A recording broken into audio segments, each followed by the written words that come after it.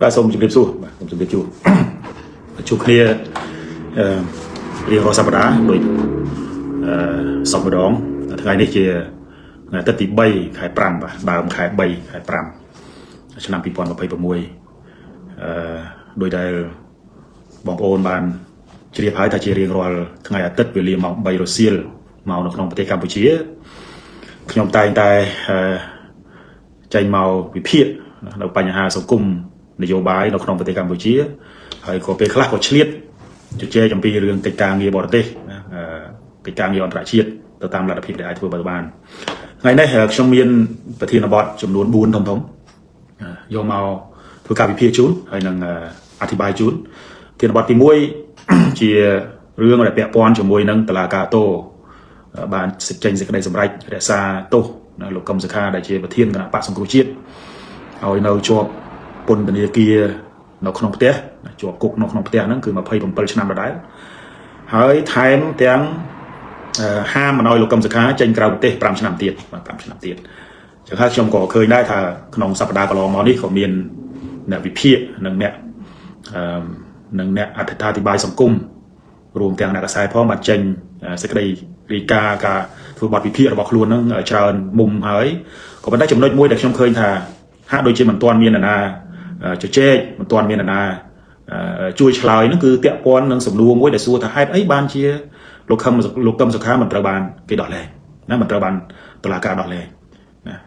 អានឹងថ្ងៃនេះខ្ញុំនឹងមកព្យាយាមរកចម្លើយជូនបងប្អូនអ្នកស្ដាប់នៅថ្ងៃនេះប្រធានបទទី2តាក់ទងទៅនឹងរឿងដែលខ្ញុំនឹងទៅជែករឿងតាក់ទងទៅនឹងរឿងក្រមសន្តិសុខខណ្ឌដែលខ្ញុំហៅក្រមនោះថាជាក្រមបាត់ដៃទី3ណាបាត់ដៃទី3ស្របច្បាប់ក្រមនេះបើយើងនិយាយទៅឲ្យស្រួលស្ដាប់ទៅសន្តិសុខខណ្ឌនៃនឹងប្រជាការពារភូមិនេះគឺជាក្រមតែមួយហើយខ្ញុំក៏នឹងជជែកដែរថាតើប្រភពក្រមពួកនេះចេញមកពីណាដើមកំណើតរបស់ពួកបាត់ដៃទី3នេះគឺចេញមកពីណាខ្លះហើយសមាជិកភាពពួកគាត់ហ្នឹងជាណាហេតុអីបានជាពួកគាត់ហ៊ានលើកដៃសំពងក្បាលពលរដ្ឋដែលគ្រាន់តែធ្វើការតវ៉ាដោយសន្តិវិធីណាជាពិសេសកើតឡើងទៅលើក្រមបាតកោដែលក្រមអ្នកតវ៉ាពាក់ព័ន្ធនឹងធនាគារហ៊ុយវ៉ាន់ចឹងហើយមនុស្សដែលយកលុយទៅដាក់នៅធនាគារ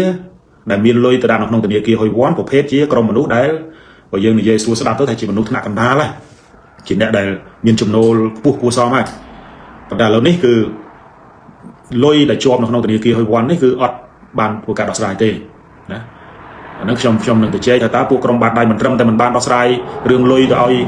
អ្នកតវ៉ាហើយបន្ថែមទាំងមានពួកសន្តិសុខខណ្ឌហ្នឹងដែលពាក់ឯកសណ្ឋានស្តៀងប៉ូលីសស្តៀងនគរបាលយុទ្ធធរមកលើកដៃសំពងណាពលរដ្ឋវារងគ្រោះបាត់លុយហើយវាត្រូវបានគេណាត្រូវបានខ្លាយទៅជាជនរងគ្រោះដោយសារការប្រើប្រាស់ហិង្សាទៅទៀតអាហ្នឹងប្រធានបទទី2ប្រធានបទទី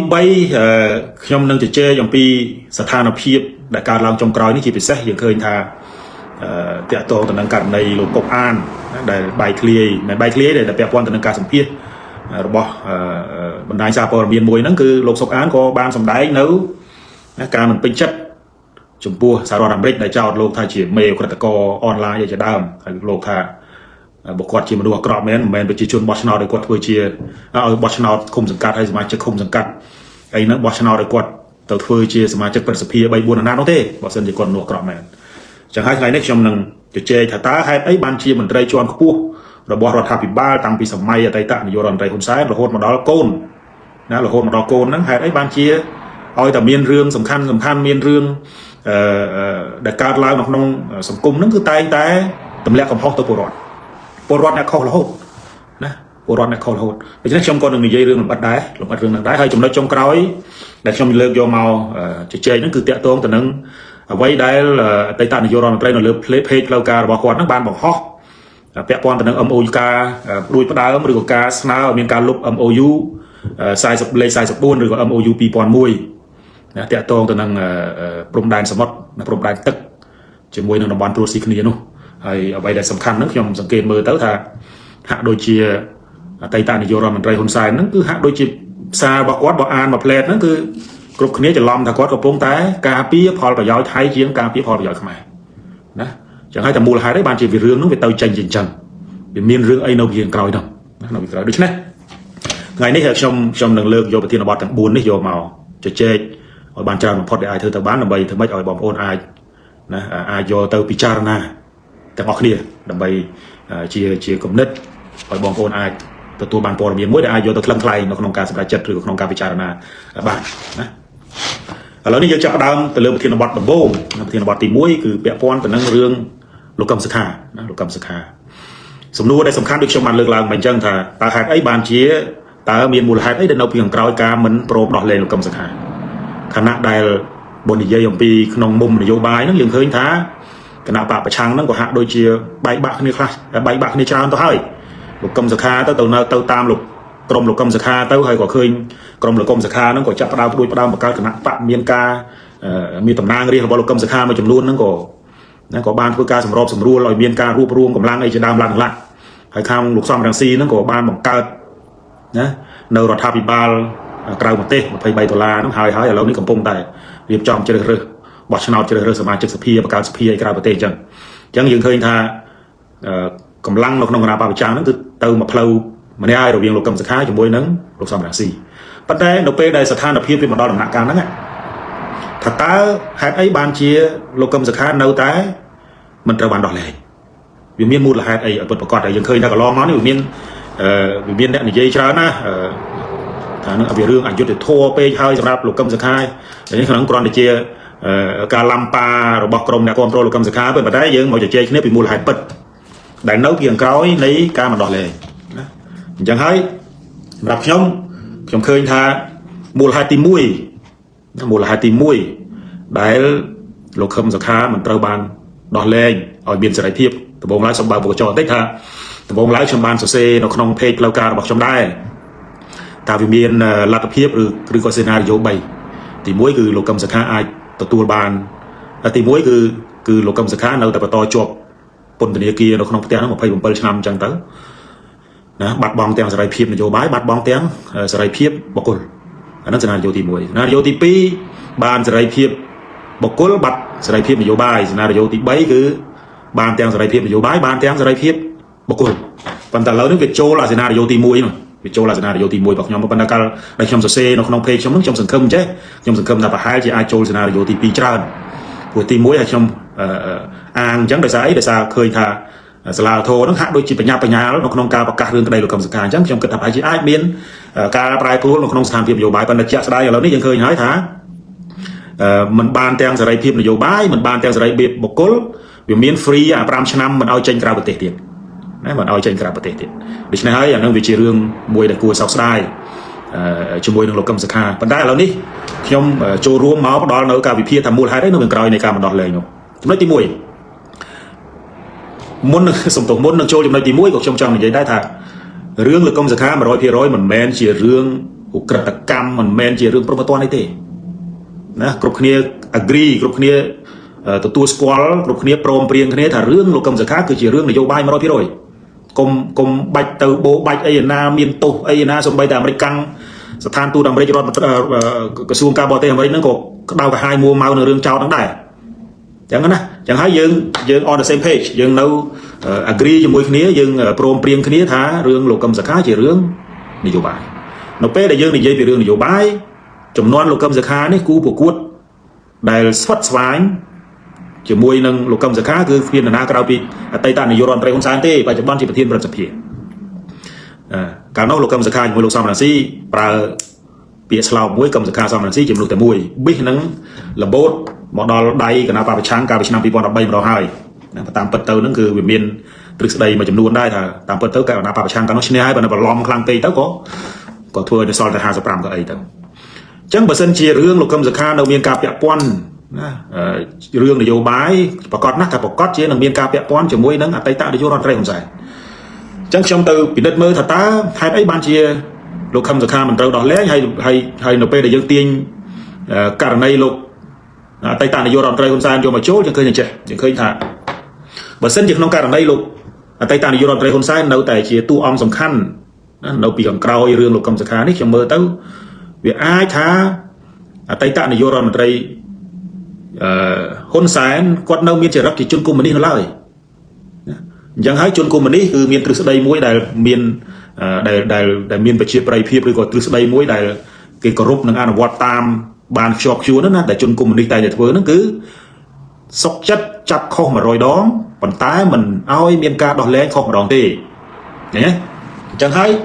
ខ្ញុំថាអតីតនាយករដ្ឋមន្ត្រីហ៊ុនសែនគាត់នៅមានចរិតជាជនកុម្មុយនីសអញ្ចឹងគាត់នៅអនុវត្តហ្នឹងអញ្ចឹងគាត់មិនប្រឡែងទេគាត់មិនប្រឡែងលោកកឹមសុខាទេសុកចិត្តទទួលការរិះគន់ពីបណ្ដាទូតណាប្រទេសលោកសេរីរួមទាំងសហរដ្ឋអាមេរិកផងហ្នឹងគឺគាត់អត់ខ្វល់អាហ្នឹងទេសំខាន់កុំឲ្យលែងខុសព្រោះវាធ្លាប់មានបងប្អូនមាននៅចាំទេមាននៅចាំកាលពីមុនឆ្នាំ2013ទេកាលនោះលោកសុកអេសានគាត់នៅជាអ្នកនាំពាក្យរបស់គណៈបកប្រជាជនណាលោកសុកអេសានណាលោកចាំហើយនរណាក៏ស្គាល់គាត់ដែរគាត់មនុស្សល្បីល្បាញណាលោកសុកអេសានគាត់និយាយចេះកាលនោះខ្ញុំចាំបានគាត់និយាយថាការរួបរวมណារវាងលោកសំរងស៊ីជាមួយនឹងលោកកឹមសុខាវាគ្រាន់តែជាព្យុះក្នុងក្អមតែប៉ុណ្ណោះណាគាត់ព្យាយាមទៅជួយកែយុទ្ធសាស្ត្ររបស់លោកអតីតនាយករដ្ឋមន្ត្រីហ៊ុនសែនពេលនោះកាលនោះគាត់ជានាយករដ្ឋមន្ត្រីគាត់ណាផ្លាត់ស្នៀតឲ្យលោកកឹមសុខានិងលោកសំរងស៊ីនឹងមានសេរីភាពណាអាចចាប់ដៃគ្នាកសាងនៅគណៈបកមួយគឺគណៈបកសង្គ្រោះជាតិហើយលោកសុកអេសានក៏ព្យាយាមលៀងដែរលៀងអ្វីដែលជាយុទ្ធសាស្ត្ររបស់លោកហ៊ុនសែនពេលនោះគាត់ថាការរួមគ្នាសំរងស៊ីកឹមសុខាគ្រាន់តែព្យុះក្នុងក្អមទេហើយបងប្អូននៅចាំហ្នឹងណាក៏ប៉ុន្តែអ្វីដែលជារឿងផ្លាត់ស្នៀតហើយបិសនឹងគ្រោះថ្នាក់ទៅដល់អំណាចរបស់គណៈបកប្រជាជនគឺលទ្ធផលនៃការបោះឆ្នោតឆ្នាំ2015សំទោសឆ្នាំ2013ឃើញទេអញ្ចឹងលើកនេះអតីតនាយករដ្ឋមន្ត្រីហ៊ុនសែនបានដឹងច្បាស់ហើយបានមានមេរៀនកាលពីឆ្នាំ2013ហ្នឹងជាមេរៀនដ៏សំខាន់មួយដែលធ្វើឲ្យគាត់មិនហ៊ានសម្រេចចិត្តនៅក្នុងការដោះលែងលោកកឹមសុខាទេណាបើសិនជាក្នុងករណីលោកកឹមសុខាមានសេរីភាពបុគ្គលមានសេរីភាពនយោបាយអាចមករៀបចំកម្លាំងចូលរួមការបោះឆ្នោតគុំសង្កាត់នឹងចូលមកដល់ឆ្នាំក្រោយនេះមើលអត់ឃើញទេណាព្រោះស្ថានភាពកម្ពុជាបច្ចុប្បន្ននេះមានស្ថានភាពមិនខុសពីបោសដែលចិត្តផ្ទុះទេដែលបោសដែលគេចិត្តធ្លាយណាវារកការនរណាម្នាក់ទៅចាក់អាមុខបោសហ្នឹងឲ្យវាធ្លាយតែប៉ុណ្ណោះអញ្ចឹងហើយខ្ញុំមើលទៅណាប្រហែលជាអ្នកយុទ្ធសាស្ត្ររបស់គណៈបកប្រជាជនរួមទាំងអតីតនាយករដ្ឋមន្ត្រីហ៊ុនសែនផងអត់ហ៊ានបន្ថយលើនេះអត់ហ៊ានបន្ថយបលែងលោកកឹមសុខាព្រោះចង់មិនចង់អាចវាដូចធ្លាយដូចបោសធ្លាយណាហ្នឹងទី1ហ្នឹងហេតុផលទី1ដែលនៅពីក្រោយការបណ្ដោះលែងលោកកឹមសុខាហេតុផលទី2អ្វីដែលជាមូលហេតុមិនលោកកឹមសុខាមិនត្រូវដោះលែងដែរនោះគឺនៅក្នុងភ្នែករបស់មេដឹកនាំគណៈបកប្រជាជននៅក្នុងភ្នែករបស់ចាស់ទុំណានៃគណៈបកប្រជាជនគឺនៅមើលឃើញលោកហ៊ុនម៉ាណែតនៅមិនទាន់មានភាពរឹងមាំនៅឡើយទេមិនទាន់អាចការពារអំណាចរបស់គណៈបកប្រជាជនបាននៅឡើយទេយើងឃើញហើយថារយៈពេល3ឆ្នាំមកនេះគឺការដឹកនាំរបស់លោកហ៊ុនម៉ាណែតអត់មានអីចេញជាដុំកពួនទេឃើញតែដុំកពួនហ្នឹងគឺឃើញតែមានការតែងតាំងឡើងសម្ដេចអីអស់អញ្ចឹងទៅណាក៏ប៉ុន្តែរបៀបនៅក្នុងការដោះស្រាយបញ្ហាសង្គមនយោបាយផ្លាត់ស្នៀតពីរឿងព្រំដែនហ្នឹងវាធ្វើឲ្យលោកហ៊ុនម៉ាណែតហ្នឹងអត់មានគេហៅថាអត់មានស្នាដៃទេណាអត់មានស្នាដៃទេហើយកន្លងមករយៈពេល3ឆ្នាំកន្លងមកនេះក៏មើលទៅនឹងរំខានឪហ្នឹងក៏មិនតិចដែរឪចេញមុខជួយណាឪចេញមុខជួយនៅក្នុងការទប់ណាតំណែងនាយករដ្ឋមន្ត្រីរបស់កូនហ្នឹងក៏ណាទាំងជរាហ្នឹងទៅទាំងហត់ទាំងនឿយដែរទេអញ្ចឹងហើយនៅពេលដែលមេដឹកនាំគណៈបកប្រជាជននៅពេលដែលចាស់ទុំនៅក្នុងគណៈបកប្រជាជនមើលឃើញថាលោកហ៊ុនម៉ាណែតមិនទាន់រឹងមាំនៅក្នុងការការពារអំណាចណាដឹកនាំអំណាចឲ្យមានប្រសិទ្ធភាពការដោះលែងលោកកឹមសុខាគឺជារឿងគ្រោះថ្នាក់បំផុតសម្រាប់រដ្ឋាភិបាលលោកហ៊ុនម៉ាណែតណាសម្រាប់រដ្ឋាភិបាលលោកហ៊ុនម៉ាណែតព្រោះយើងដឹងថាលោកកឹមសុខាលោកសំរងស៊ីនេះគឺជាដៃគូចំនួនឪនោះអញ្ចឹងបើយើងនិយាយអំពីរឿងប្រកួតប្រជែងមានន័យថាណាសត្រូវរបស់ឪនឹងមកចាត់ការកូនហើយយើងមិនប្រកាសថាលោកហ៊ុនម៉ាណែតជាដៃគូរបស់លោកកឹមសុខាឬក៏ជាដៃគូរបស់លោកសំរងស៊ីទេហើយបើខ្ញុំពិនិត្យមើលខ្ញុំគិតថាលោកហ៊ុនម៉ាណែតមិនមែនជាដៃគូលោកកឹមសុខាទេហើយក៏មិនមែនរឹតតែមិនមែនជាដៃគូលោកសំរងស៊ីទៀតប៉ុន្តែបើអតីតនាយករដ្ឋមន្ត្រីហ៊ុនសែនអានឹងអូខេបើទៅគ្រាន់តែជាដៃគូស្មើដៃប្រកួតគ្នាណាខ្ញុំអត់និយាយពីលក្ខខណ្ឌនៅក្នុងការលេងខូចអីចាប់អាញាកដាលឡើងជង្គង់សន្លត់អាញាកដាលកាត់សេចក្តីអានឹងរឿងមួយលំអិតផ្សេងទៀតអានឹងតែចែកគ្នាមួយថ្ងៃទៅយប់អត់ទាន់ចប់ទេញ៉ាំពីនិយាយពីរឿងអយុត្តិធម៌ក្នុងការរៀបចំការបោះឆ្នោតនោះក៏ប៉ុន្តែអ្វីដែលសំខាន់ហ្នឹងគឺ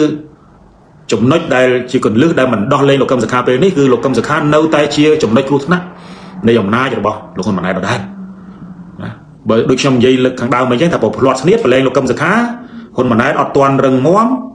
ណាអានឹងគ្រោះថ្នាក់តែម្ដង chẳng hay chừng mơ tới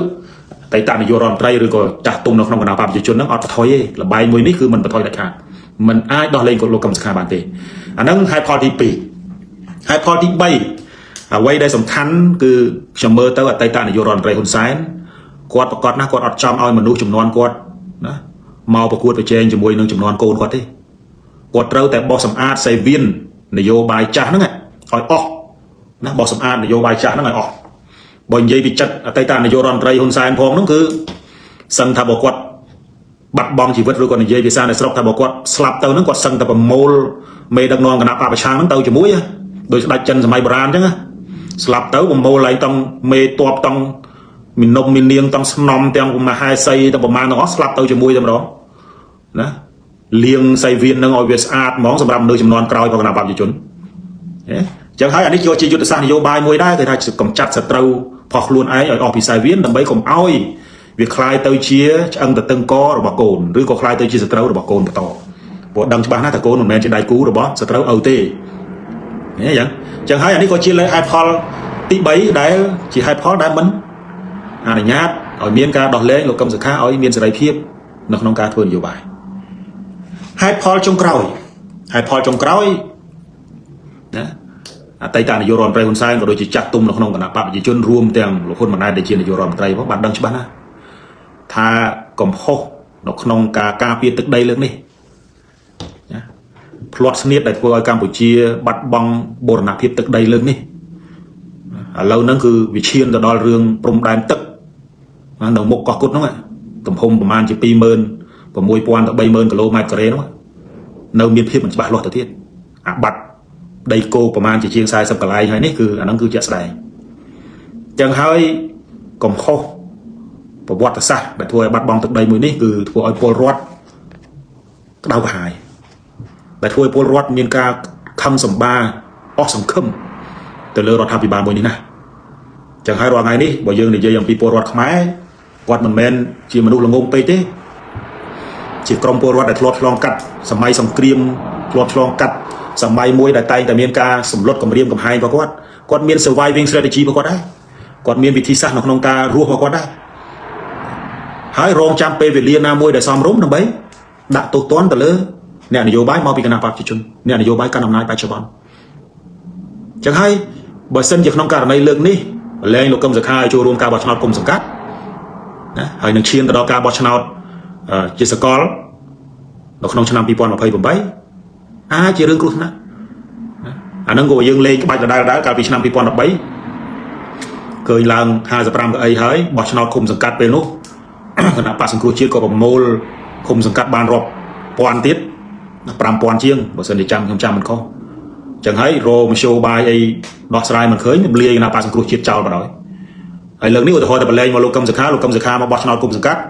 ណាប្រមូលមេឃុំបានលើស 50% ទូទាំងប្រទេស 100% នៅក្នុងការបោះឆ្នោត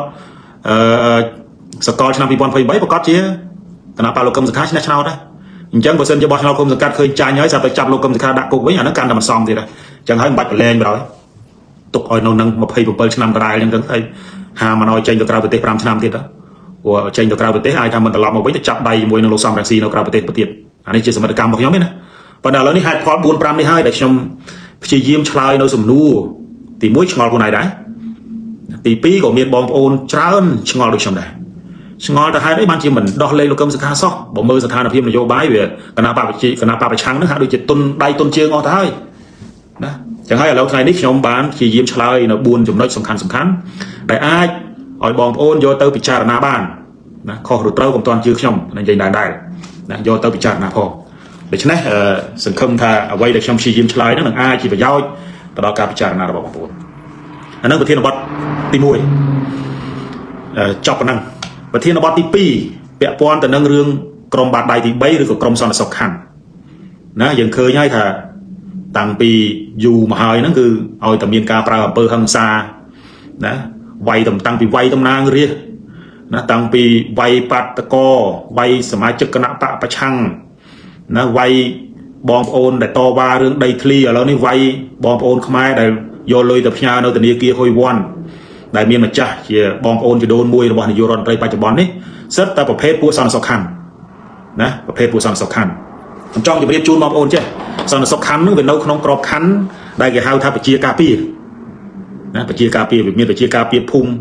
về miền phải chia cà pia phum nó ai thôi ca nó không nó sạc ca cho môi nó bali hay chẳng tao cô đau nó ca phải chia cà pia đấy mình bạc cao nó bay ao buồn nó mà đau vay bọt chân thế cô đau cả nó cô đau lục sò khe nhá nè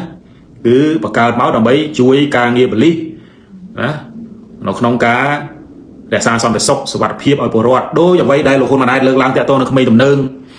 นายโยเตอร์เฟอร์จำนวนการกองตัวจังนะช่วยจีเลียนทานช่วยหลีกรอบช่วยดำใบแต่เฮียนซีจัง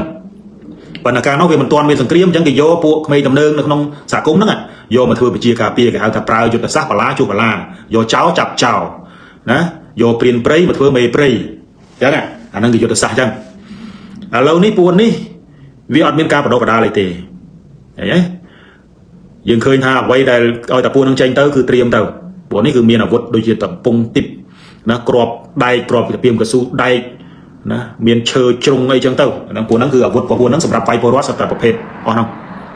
ปัญหาไว้เดี๋ยวช่องไอ้บอมโอนโยนหลอกน้องจำเลยนี้ครับผมเดี๋ยวโยนหลอกน้องจำเลยนี้ตีมวยกำลังไปเชียร์กาเปียนี่บอกช่องชมเมอร์เต้าเชียร์กำลัง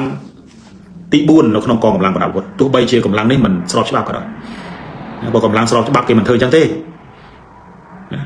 ยังให้น้องนี่เกี่ยวกับลังตีบุญแต่ก็ลองเมาส์อย่างพลอบานคือการไปเพี้ยทา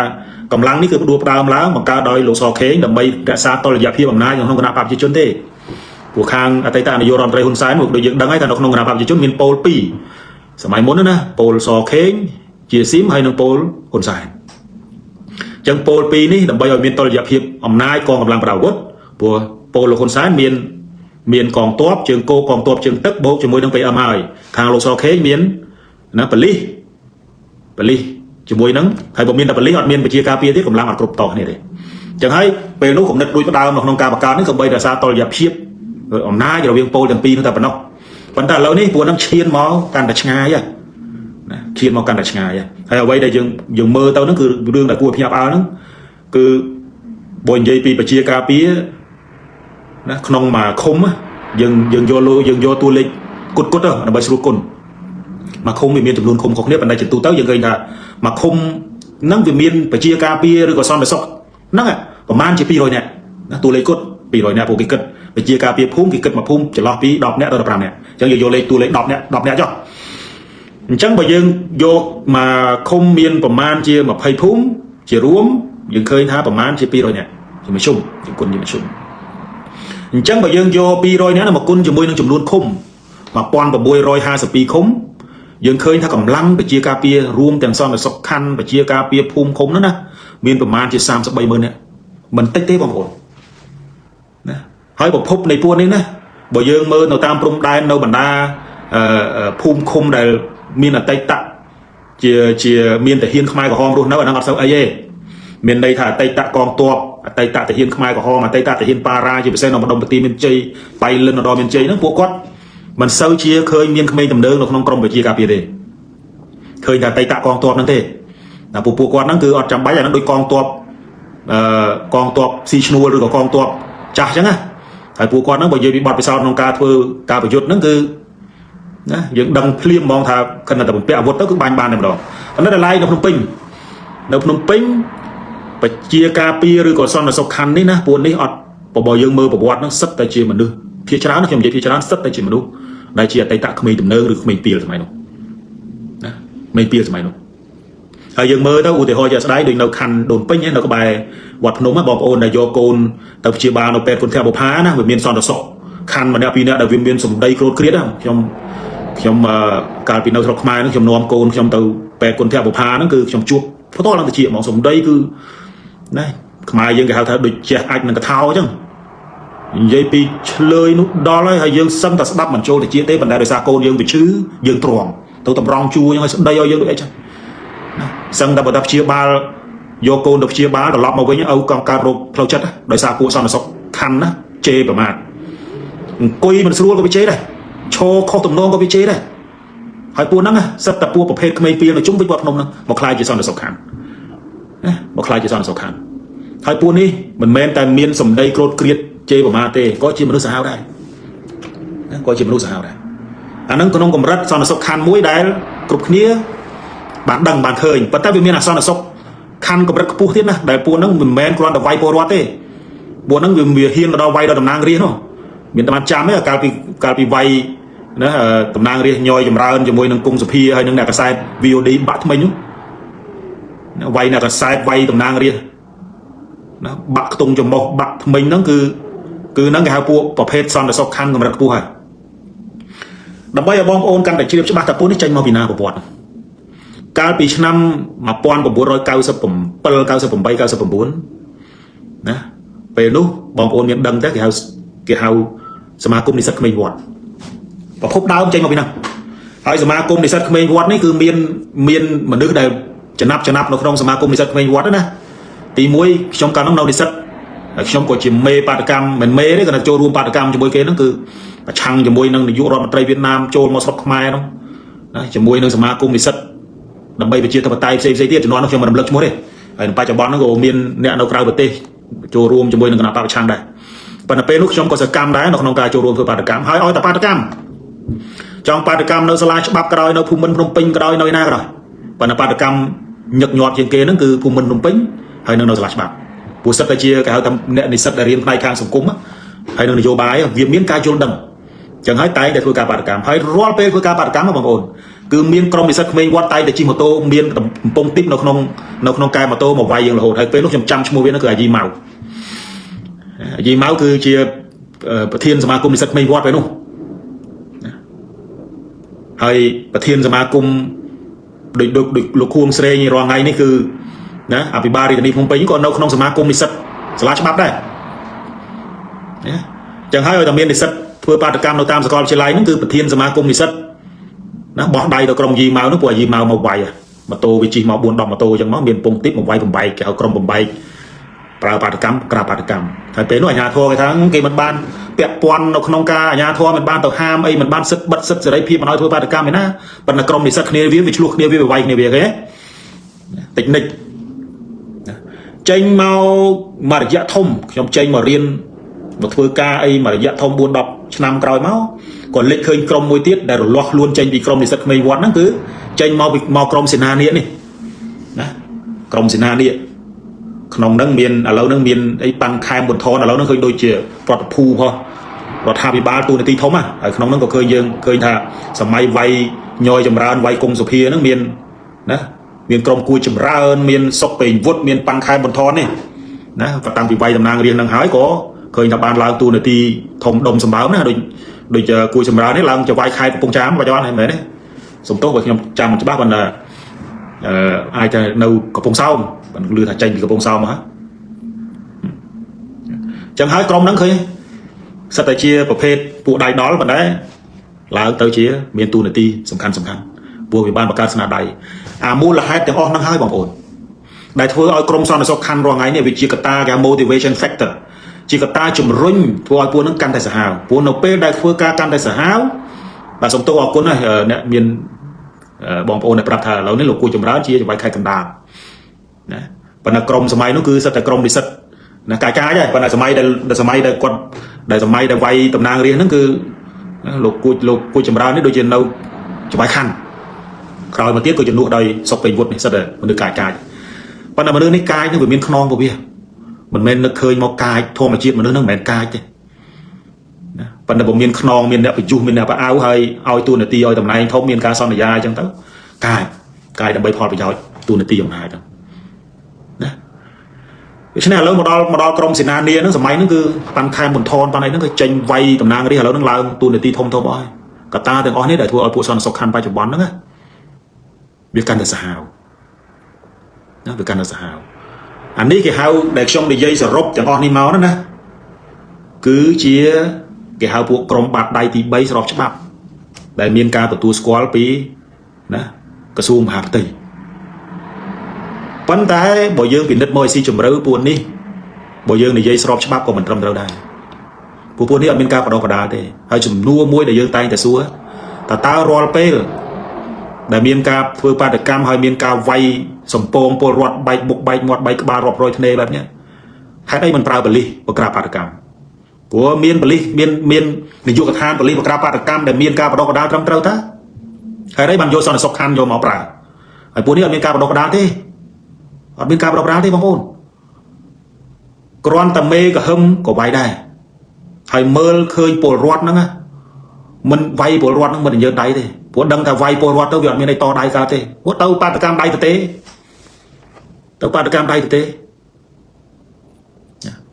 ហើយពួកនេះបើសិនជាយើងក៏លាស់ពួកនេះប្រហែលជា33,000ទូទាំងប្រទេសនោះឲ្យទៅជាកងទ័ពជួរមុខយើងអត់បាត់បង់ដីប្រហែលជា40កន្លែងនោះទេអត់បាត់បង់ដីទេប៉ុន្តែគណៈថាទៅនោះវាបរិះបរោះតិចពួកគ្នាមិនបានបដកដាលអីជំនាញជានគរបាលយុទ្ធធរក៏គ្មានរបៀបក្នុងការធ្វើការសម្របសម្រួលការអក្រាបាតកម្មក៏គ្មានទៅឯងต้องហឹង្សាហ្មងដូចបងប្អូនឃើញនៅក្នុងរូបហើយណាហើយសួរថាដឹងអាងអីនោះបើសិនតែគ្មានមេនៅពីក្រោយមិនដឹងអាងអីទេទៅលើកដៃវាយគេតាមអំពើចិត្តអញ្ចឹងឃើញទេដូច្នេះហើយសម្រាប់ខ្ញុំយើងឃើញថាបងប្អូនត្រូវចាំទី1ត្រូវសម្គាល់ថាពួកបាតដៃទី3ហ្នឹងណាវាមានគ្រប់ស្រទាប់វាមានទាំងពួកដែលអាចហ៊ានទៅដល់វាយតំណាងរាស្ត្រវាមានពួកចាំបង្ក្រាបបាតកោវាយពលរដ្ឋដែលធ្វើការតវ៉ាណាហើយពួកនេះគឺយើងមើលដំបូងបងប្អូនប្រយ័ត្នច្រឡំជាមួយនឹងនគរបាលយុទ្ធធរសម្លៀកបំពាក់នឹងស្តៀងគ្នាប៉ុន្តែគ្រាន់តែមើលផ្លាសញ្ញានោះមួកជាពិសេសមួកបងប្អូនមើលមួកគេដាក់សន្តិសុខខណ្ឌអត់មានអីសិញស័កអីណាអត់មានទេពួកនេះនោះប៉ុន្តែអាវគឺដូចនគរបាលអញ្ចឹងហើយតែឃើញជិះអង្គុយកតុយឡាន pick up នឹង4 10 20នាក់មកចំហៀងហ្នឹងគឺចេញទៅហ្នឹងគឺមានប្រតិបត្តិការហូរឈាមណាក៏ប៉ុន្តែអ្វីដែលគួរឲ្យចាប់អារម្មណ៍ណាកាលពីឆ្នាំ2015ខែមីនាអតីតនាយករដ្ឋមន្ត្រីហ៊ុនសែនពេលនោះគាត់នៅជានាយករដ្ឋមន្ត្រីគាត់លើកឡើងថាក្រុមបាតដៃទី3នេះជាក្រុមឆ្លៀតឱកាសបកអសន្តិសុខនិងបំផ្លាញសុវត្ថិភាពកាលនោះសម័យនោះអត់ទាន់ឲ្យនាំគ្នាអស់គុណសន្តិភាពទេនៅប្រើពាក្យសន្តិសុខសុវត្ថិភាពនៅឡើយហើយបានកំណត់សម្គាល់ថាពួកនេះប្រើប្រាស់ចិញ្ចើមផ្លូវដើម្បីផ្ដួលរំលំរដ្ឋាភិបាលតាមរយៈបរិបទពណ៌ទេវាទៅជាបាតកោណាធ្វើបាតកម្មដោយអហិង្សា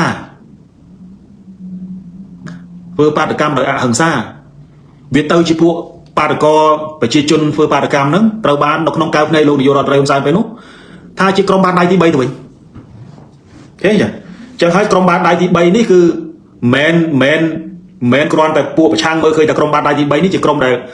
ត្រូវនៅពីក្រោយការប្រជារដ្ឋាភិបាលសម័យនោះទេណាឬក៏សម័យនេះទេណាក្រុមបាតដៃទី3នេះក៏ពួកគណបកប្រជាជនជាពិសេសអតីតនាយករដ្ឋមន្ត្រីហ៊ុនសែនហ្នឹងក៏បានឲ្យនិយមន័យដែរថាជាពួកដែលមានចេតនាផ្ដួលរំលំរដ្ឋាភិបាលតាមរយៈបរិបទពណ៌ឃើញទេអញ្ចឹងហើយពួកបាតដៃទី3នេះវានៅគ្រប់សរសៃសសូមជាកម្លាំងក្រៅច្បាប់ជាកម្លាំងដែលអត់ត្រូវការមានការចុះបញ្ជី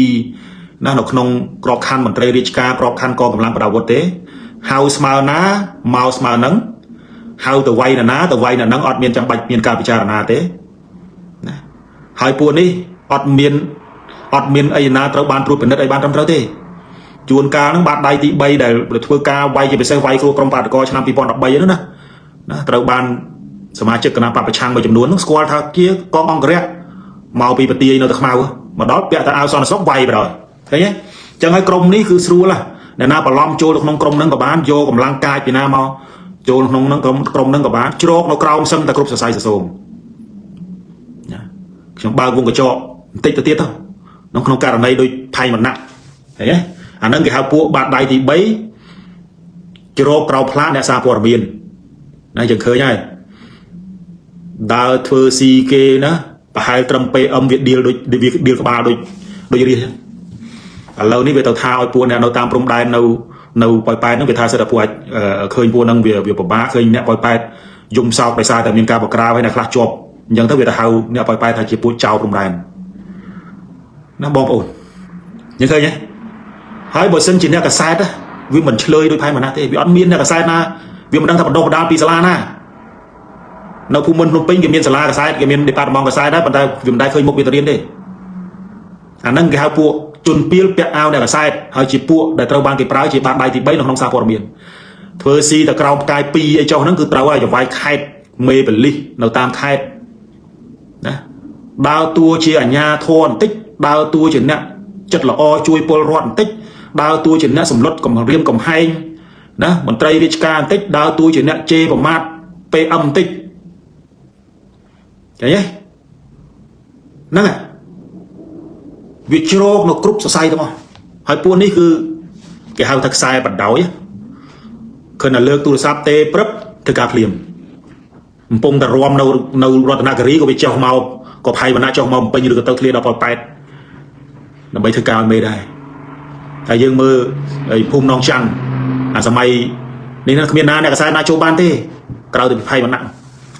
thế việc chiến nét đào tua bằng pol po đồng biên lúc liên po đồng biên hay tầm lẹ bằng họ tao kia tao rồi thao bị ba mê được non thông mặt chạy kho thì hay mà nặng từ kho tại này tôi vậy nhé trầm cài bấy nhoi chơi ngồi về đấy đó bạn nào về hiền nó cái buôn được cái pram mới thông những kế vừa tôi bạn nào tập cái pram nó hay là chặt cái với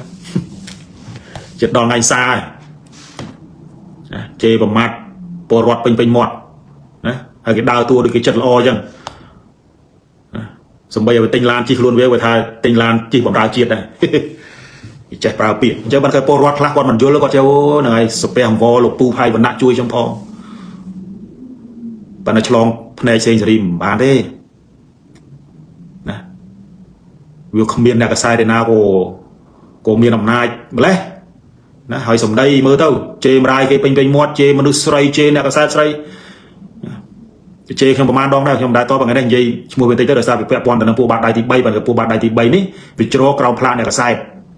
còn đặc biệt mình đại chạy một tàu bay là bay các ba giây thế bằng cần thằng việc pra ẩm nai trên này cái sai nữa tao sống cọt co mình trai ná đấy rồi có mê bẩn mê pe âm ná đấy đại mơ tao ai thưa si bàn về sụt lạt vậy dân tiện to đường ba đại thì bay ní trong sự không ta bom ôn ai chấm năm bán này ai chỉ diêm chấm năm tao hỏi bờ sân chỉ không cần đây miền cà phê đô rọt happy bar chỉ phải xem cái nắp bàn vô bài xây này cầm thua vô bài của cuộc chơi mười cái nắp bàn chỉ chốn đó cá thua cầm nai tầm rong co cầm lăng bờ đào bột đó thì mỗi cứ trâu rồng lia pua ba đại thì bay chào một kì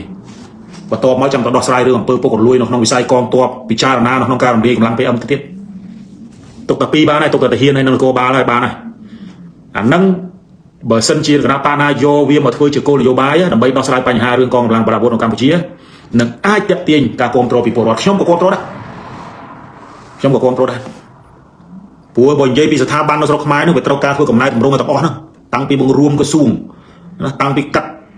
cắt sạch oi nó không còn pơ pô lui nó pơ pô lui nó không có xuồng lúc bằng bắt cầm lăng đại ọt miền ban cai thấy nhé ở nước chai lôi chiết nó ọt vào dao cho nó nè phải tục tàu vay ba pô ngay tục tàu vay ba pô đi đòi pe miền bành hà miền ten đâu miền ca pi say ban đi dừng mơ mơ tao là cô nạc sọc cây cro đó tàu sẽ bỏ phum bốc hay liệt bài còi lượng đáy thoại cùng cái sông mà tô sông biển vì mình đai con toạp chiết đấy là con ta tàu thôi cả thôi sừng kriêm nó sẽ bỏ phum lượng đáy sông phụ lũ lề sông mi sông cây nghiệt nôm nia rây ấy tức sọt tức ấy bỏ sân chỉ rót 23 môi đi cất rương con toạp men á vì mình đọt nạn nó vì mình về từ điệp này đọt nạn nó thế bỏ ôn con toạp luôn ai nó đằng luôn này ta ai pua lụa lê ní rồi tao rót 23 cô bạc cá nó cứ tao ơi tao nó thọt sai mấy cam luôn ai làm ho bây giờ đánh ban cái học win strategy của độ lê bộ lụa lê này thấy nhá chẳng hay cả nắp bạc để miên cao và cua chơi mười nắp bạc chỉ chôn một đằng thằng cá chén đấy không đằng đấy của hàng kia vào lâu đó bắt nó bởi chén nè complete với cô là vô bái với cầm nai tầm rong con làm bạc quất thì mỗi lúc cầm lăng son để sọc khắn cầm lăng và chia cà phê đi trao bằng răng giờ mặt phim bẩn lý là bây bẩn lý ai thôi ca nghĩa là non ca là xa son là sốc mà không xả cùng dùng cất thà ca đo sai bánh hai dùng công việc miền phim bẹp pon thế này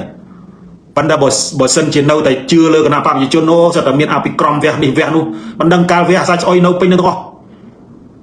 ban đằng dây máu đôi thằng cai đó rồi dây vào hốt Tesla ban cướp sản là phim ban đầu mình khơi là sai soi nó mình khơi là chia tranh do đâu ta apicrom buôn vẽ cắt sạch oi thế nhở lâu nó khơi và tiềnประเภท đào cho tam chụp tam mấy khung thì này rất là đào mấy khung oi khai từ trên đây bóng ra đi và nó khơi là thay chất bọt nào đó vừa tao đái là bạch và làm số trên này thế nào bạch đái nó trên này là hồ đái hồ rót dương mấy khung ấy nóคือcái lót phong cáiประโจphong cái sao cái nom rom riêng phong để sờ bài phong o phong dung phong sai phong chỉ vẫn đây bên đấy bỏ cho nó để tiền nhớ chưa à lâu nó tao ấy thằng bay thằng sco tao ấy thằng bay thằng sco và nó khi mình bắt đầu bồi hoạt đấy bộ bom ôn rồi ta kêu bộ vụ tây tao có việc mình đứa việc đôi chặt tray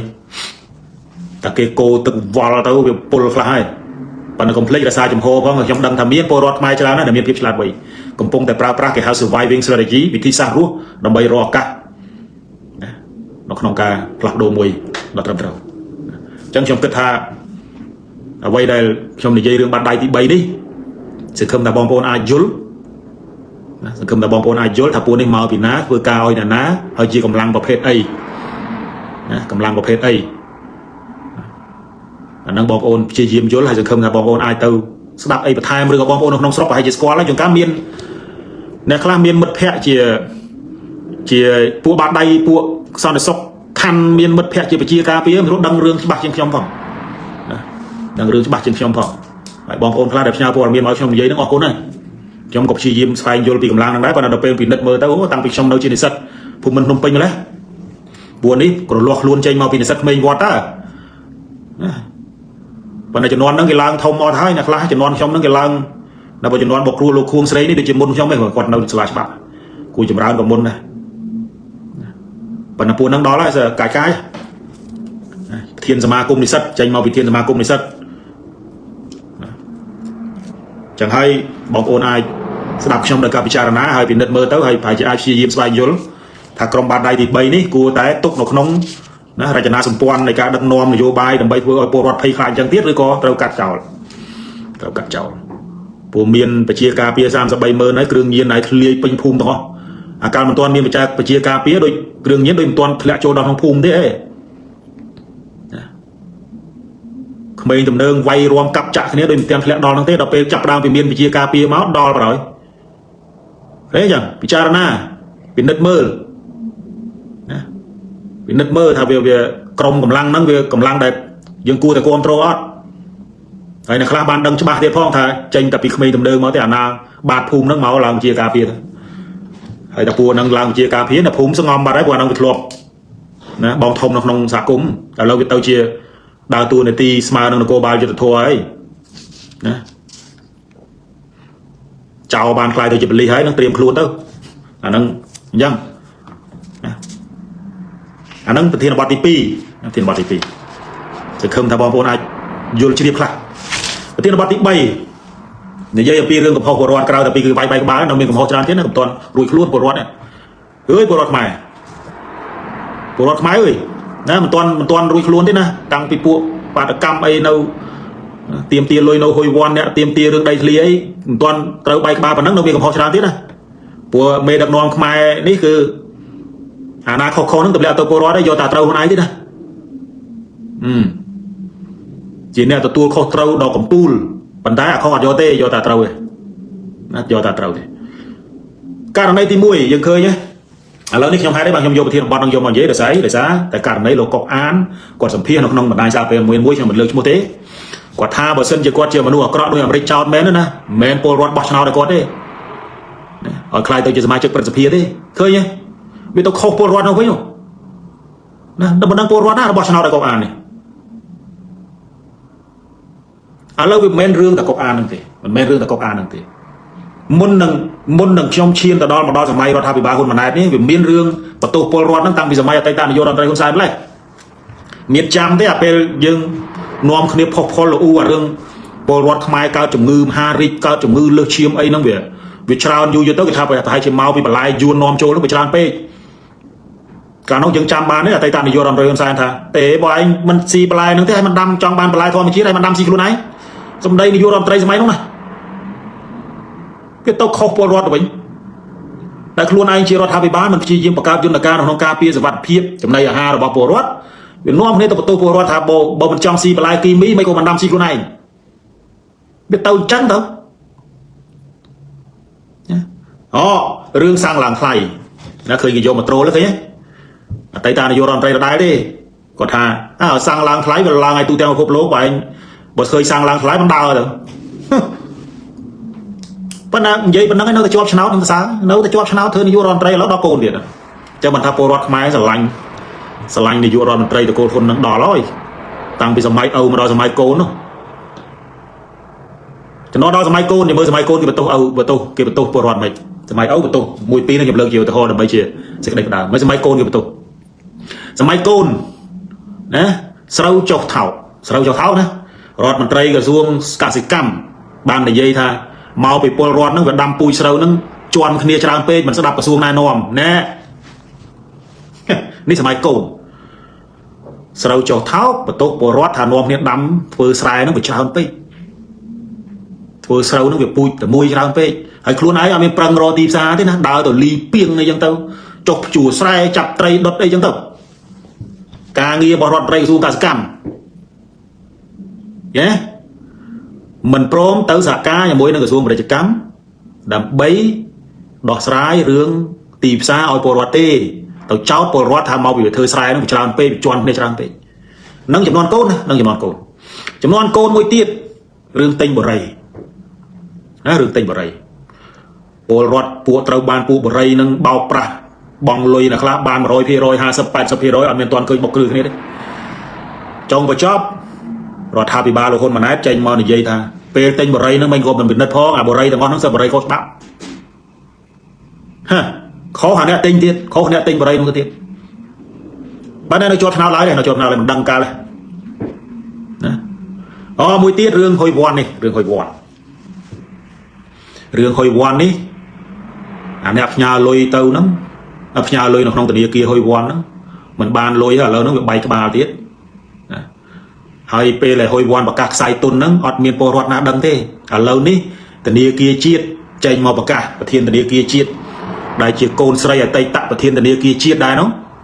បានចេញមកប្រកាសថាធនាគារជាតិមិនទទួលខុសត្រូវទេណានាំគ្នាទៅដោះស្រាយតាមនីតិវិធីច្បាប់ជាមួយតុលាការទៅឃើញរួចខ្លួនទេខុសអាអ្នកផ្ញើលុយទៀតខុសតពលរដ្ឋមួយទៀតរឿងម្ចាស់អគារនៅប៉ោយប៉ែតណាអ្នកខ្លះខ្ញុំនៅធ្លាប់នៅប៉ោយប៉ែត 4 5 6 ឆ្នាំដែរខ្ញុំមិនស្គាល់អ្នកខ្លះខ្ចីលុយគេសាងសង់អគារដើម្បីធ្វើម៉េចជួលឲ្យពួកចិនក្រែងលុយឲ្យបានចំណូលខ្លះណាមិនបើខ្លះទៅចង្ការនឹងទៅសេកុនត្រាក់នឹងក៏មិនច្បាស់លាស់បើច្បាស់លាស់ពេកចិនវាមិនជួលអីគ្នានឹងដើម្បីអីដើម្បីជីវភាពហ្នឹងអ្នកអាម្ចាស់គារខ្លះហ្នឹងសងធនាគារមិនទាន់រួចផងឥឡូវហ្នឹងអភ័យមណាវាហៅចោលព្រំដែនវាហៅចោលជាយដែនមិនច្រឡំហៅសុំទោសអាយុច្រើនជាងខ្ញុំសូមអធិស្ឋានបាទណាអ្នកសារព័ត៌មានដ៏មានវិជ្ជាជីវៈភ័យមណៈហៅពលរដ្ឋនៅព្រំដែនហៅអាចោលជាយដែនខ្ញុំបាននិយាយតាមពីដំបូងនៅពេលដែលច្បាប់ណានៅពេលដែលច្បាប់បក្រាប scam online ហ្នឹងចេញខ្ញុំប្រាប់ថាពួកម្ចាស់អគារទាំងឡាយប្រយ័ត្នខ្លួនពួកម្ចាស់អគារទាំងឡាយប្រយ័ត្នខ្លួនមិនមែនតែនៅប៉ោយប៉ែតទេខ្ញុំក៏បានប្រាប់មនុស្សមួយចំនួនដែលខ្ញុំស្គាល់ដែរឥឡូវមិនហើយណាឥឡូវមិនហើយគេហៅចោលឲ្យមកក្រុងប៉ោយប៉ែតហ្នឹងឃើញទេអត់ហ៊ានមាត់ទេខ្លាចហ្នឹងហើយសូមចឹងទៅក៏មិនអីដែរបើគិតថាខ្ញុំនិយាយបានដោយសារខ្ញុំវានៅក្រៅខ្ញុំប្រភេទខ្ញុំនេះជាប្រភេទដែលនិយាយស្រួលស្ដាប់ទៅជាឆ្កែរួយពីតាក់ស្គាល់កលុកកលៀតច្រើនណាស្គាល់កលុកកលៀតច្រើនចឹងហើយបងប្អូនដែលឃើញថានៅស្ងៀមត្រូវបានគេហៅជាចោលមកក្រុងអីហ្នឹងចោលជាដែរនេះហ្នឹងទឹកភ្នែកចោលជាដែរនេះសំដៅទៅលើបងប្អូនដែលកំពុងតែប្រកបរបររកស៊ីនៅទីក្រុងប៉ោយប៉ែតបងប្អូនរងគ្រោះដោយសារការបិទព្រំដែនមកតង់ហើយឥឡូវនេះខ្លាយទៅជាជនរងគ្រោះណាមកតង់ទៀតដោយការបង្ក្រាប scam ខ្ញុំមិនមែននិយាយចឹងខ្ញុំមិនមែននិយាយការពារពួក scam ទេណាអត់ទេប៉ុន្តែកុំបដ ாய் ឲ្យមនុស្សពីលហ្នឹងទៅបំផ្លាញទឹកចិត្តពលរដ្ឋនៅប៉ោយប៉ែតបន្ថែមទៀតខណៈដែលគ្នាជាជនរងគ្រោះម្ចាស់អគារទាំងឡាយហ្នឹងមិនមែនគ្នាទៅសហការជាមួយពួកឧក្រិដ្ឋករហ្នឹងរកស៊ីចែកលុយភាគហ៊ុនគ្នាទេណាគ្មាននរណាមានលទ្ធភាពធ្វើដល់ថ្នាក់ហ្នឹងលើកលែងតែមេអុកញ៉ាយធំនៅហ្នឹងទេបើមានក៏មានភាគរយតិចដែរខ្ញុំមិនមានទិន្នន័យក្នុងដៃទេប៉ុន្តែភាគច្រើនខ្ចីលុយធនាគារមកធ្វើអគារជួលឲ្យចិនពេលខ្លះក៏មិនបានប្រយ័ត្នប្រយែងណាមិនបានប្រយ័ត្នប្រយែងនៅក្នុងការមើល contract ហ្នឹងคล้ายទៅជាអ្នកទោសនៅក្នុងចំនួនរបស់ខ្លួនឯងហេចឹងដូច្នេះហើយថ្ងៃនេះឥឡូវនេះយើងឃើញថាអ្នកប៉ោយប៉ែតត្រូវបានគេហៅថាជាចោលជាដែនហើយ តិចទៀតវាគង់តែរៀលទៅដល់អូស្មាច់វាគង់តែរៀលទៅដល់ប្រវត្តិវាគង់តែរៀលទៅដល់អីទៀតទេហើយកំហុសគ្រប់យ៉ាងគឺបងប្អូនជាពលរដ្ឋនេះឯងសំណួរមួយដែលត្រូវសួរណាបងប្អូនពួកឧក្រិដ្ឋកម្មពួកឧក្រិដ្ឋករអនឡាញដែលចូលស្រុកខ្មែរមកនេះវាចូលតាមណាដែលពីមុនមកសំបីតែមានណែសម័យមុនដែលទំឈូឆ2015 2017សំបីតែកងទ័ពហ្នឹងក៏បានคลายទៅជាអ្នកបើកឡានឲ្យពួកចិននោះហ្នឹងដែរអញ្ចឹងហើយវាមិនមែនរឿងសាមញ្ញដែលវាចូលមកលួចលាក់ទេវាមានអ្នកកាងឥឡូវនេះនៅពេលដែលរដ្ឋាភិបាលហ៊ុនម៉ាណែតចាប់ផ្ដើមបង្ក្រាបកំហុសគ្រប់យ៉ាងធ្លាក់ទៅពលរដ្ឋគេឌីលពលរដ្ឋថាពួកលោកឯងនេះហើយដែលគេចាប់យកគោលដៅ1 2គេយកមកឌីលគេថាពួកលោកឯងនេះហើយដែលធ្វើឲ្យខ្មែរបាក់បង់ណាមុខមាត់លើឆាកអន្តរជាតិឃើញទេចឹងហើយបើខ្ញុំមើលទៅឃើញតែដូចគ្រប់យ៉ាងគឺពលរដ្ឋអ្នកខុសទាំងអស់ប៉ុន្តែឆ្នោតជាប់រហូតទេប៉ុន្តែពលរដ្ឋខ្មែរក៏ដូចទៅល្អមែនតើគេចោតជាចោលក៏ដោយគេចោតនេះគេមិនព្រមដោះស្រាយណាស្រូវឡើងថ្លៃគេចោតថាធ្វើស្រែអញ្ចឹងហើយបានវាលក់មិនដាច់ប៉ុន្តែនៅស្រឡាញ់ខ្ញុំមើលទៅស្រឡាញ់ស្មោះដល់ហើយណាពលរដ្ឋខ្មែរខ្ញុំសរសើរទឹកចិត្តហ្នឹងសូមសរសើរទឹកចិត្តប៉ុន្តែវាអាចថាមកពីប្រឡំស្លឹកឆ្នោតដីច្រើនដែរខ្ញុំមិនដឹងប៉ុន្តែកន្លងមកឃើញហើយថាគ្មានបើនិយាយពីរឿងតម្លាភាពយុត្តិធម៌ហ្នឹងកុំសង្ឃឹមណាកុំសង្ឃឹមហើយទម្លាប់នៅក្នុងការបន្ទោសពលរដ្ឋពេលមានបញ្ហានេះណាមិនមែនតែសម័យកូនទេណាមិនមែនតែសម័យកូនទេអ្នករស់នៅសម័យនេះស្គាល់ច្បាស់ដឹងថាតាំងពីសម័យណាមកប៉ុន្តែខ្ញុំជឿថាបងប្អូនអាចយល់ណាសង្ឃឹមថាថ្ងៃណាមួយកម្ពុជាមានភ័ព្វសំណាងបានមេដឹកនាំដែលដឹកនាំទៅមិនសូវចេះបន្ទោសពលរដ្ឋចេះទទួលខុសត្រូវនៅអ្វីដែលខ្លួនធ្វើចេះដឹងខ្លួនថាខ្លួនគ្មានសមត្ថភាពនៅក្នុងការដោះស្រាយបញ្ហាជូនជាតិដោយចេញពីទួលនីតិដោយបណ្ដាប្រទេសមួយចំនួនទៀត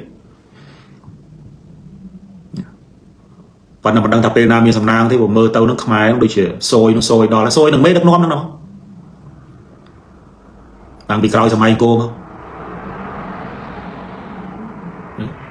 ចឹងសង្ឃឹមថាយើងគេហៅថាបពាខ្មែរគេហៅថាឥឡូវហ្នឹងដល់សល់បានតែបារមីដូនតាណាទេវតាថែរក្សាអង្គរបពាក់បរោះខ្មែរដែលជួយការពារទឹកដីបើសង្ឃឹមមេដឹកនាំហ្នឹងការពារស្អីបានទេរាល់ថ្ងៃ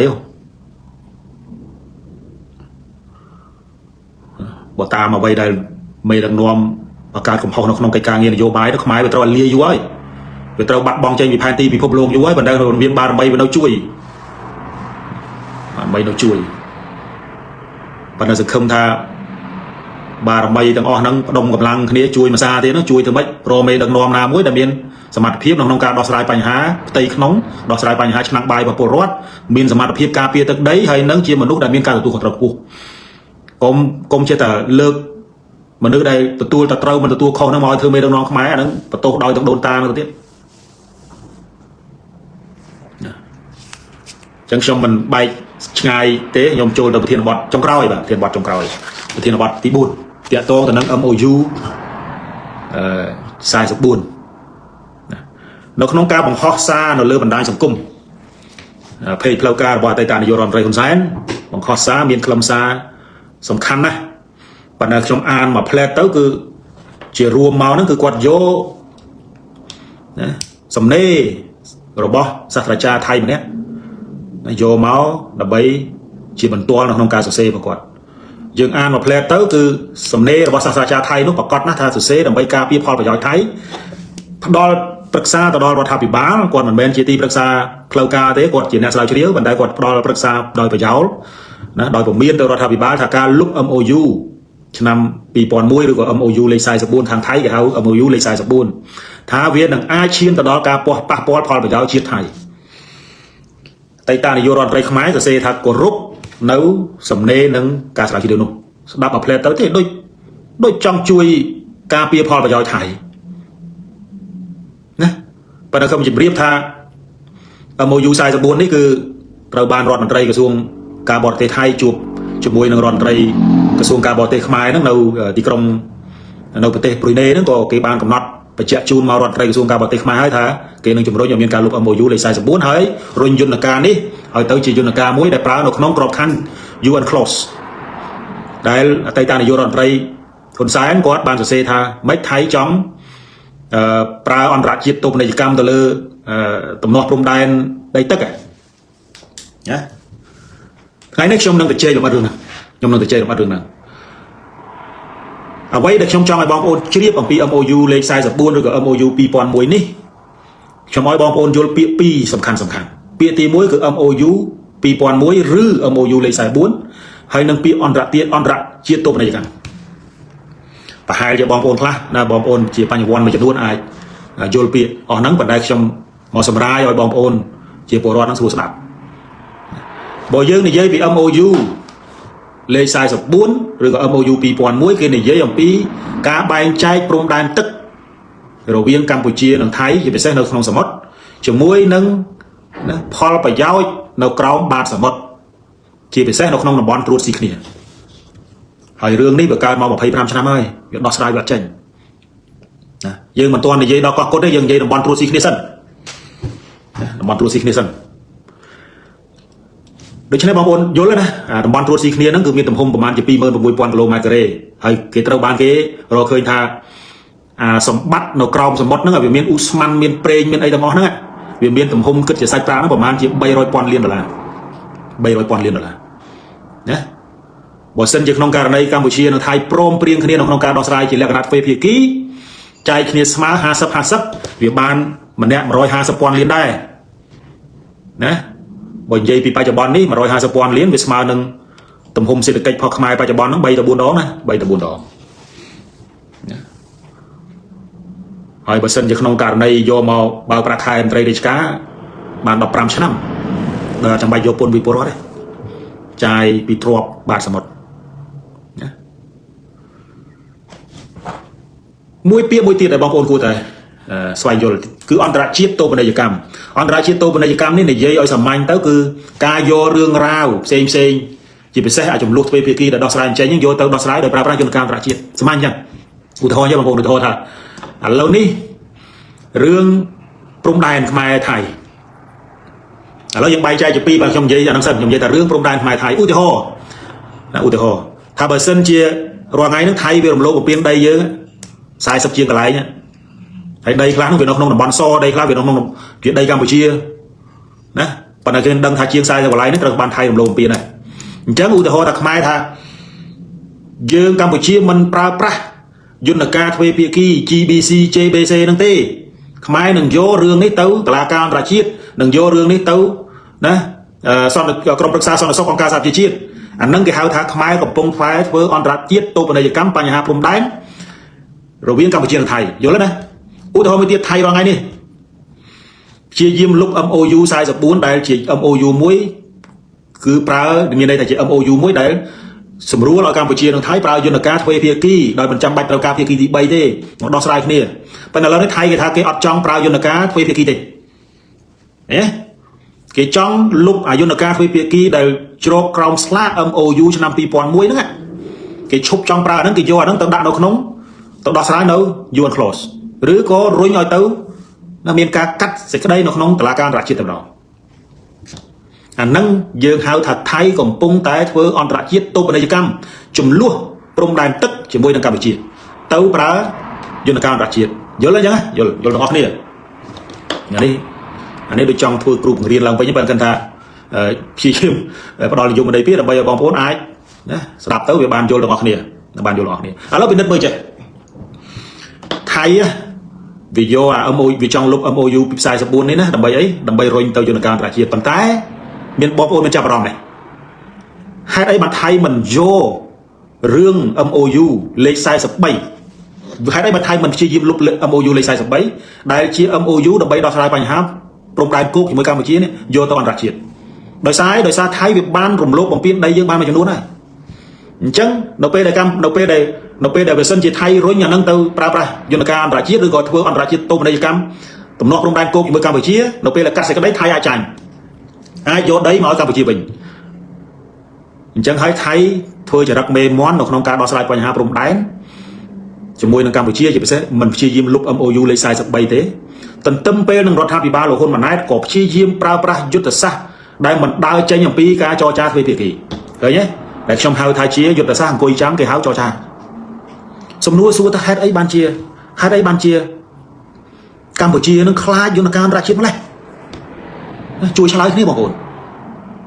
ថៃយកលុប MOU កម្រងលុប MOU លេខ44ដើម្បីប្រើប្រាស់យន្តការអន្តរជាតិសំណេររបស់លោកយុទ្ធរដ្ឋមន្ត្រីហ៊ុនសែនហាក់ដូចជាគ្រប់គ្រងសាស្ត្រាចារ្យម្នាក់ដែលមិនគ្រប់គ្រងការលុបនោះបែរជាមិននិយាយបើសិនជាខ្ញុំសំទោសបើសិនជាខ្ញុំណាតែឥឡូវបើលោកឯងលុប MOU 44រឿងព្រំដែនសមុទ្រយកទៅអន្តរជាតិដោះស្រាយអារឿងព្រំដែនគោកក៏ត្រូវយកទៅអន្តរជាតិដែរមិនបាច់ចរចាទ្វេភាគីទេបិទឈប់ចរចាឈប់ហើយប្រើប្រាស់យុទ្ធសាស្ត្រការពារខ្លួនកុំឲ្យវាឆ្លៀនពៀនមកទៀតណារុញឲ្យទៅជាកញ្ចប់ចឹងមកមើលទាំងអា44ទាំងអា43 MOU 2001ដែលយើងហៅនៅស្រុកយើងនេះបើជ្រុលតែឲ្យគ្រាន់បើអញ្ចឹងហើយរុញអា MOU 2001ទៀតទៅអន្តរជាតិឈប់បិទផ្លូវចរចាទ្វេភាគីមិនបាច់ឲ្យមានការសម្របសម្រួលស្អីទៀតទេអានឹងបានវាសឿងអានឹងបានបង្ហាញមកពលរដ្ឋថាយើងកំពុងតែមានចេតនាក្នុងការការពារទឹកដីឥឡូវនេះនៅពេលដែលថៃរុញរឿងព្រំដែនសមុទ្រទៅអន្តរជាតិក៏រៀងមិនសូវក៏រៀងមិនគ្រប់គ្រងហើយមិនព្យាយាមនិយាយអំពីរឿងការលុប MOU លេខ43ដើម្បីដោះស្រាយបញ្ហាទៅទៀតមិនក៏ខ្លាចម្លេះខ្លាចអយន្តការអន្តរជាតិម្លេះ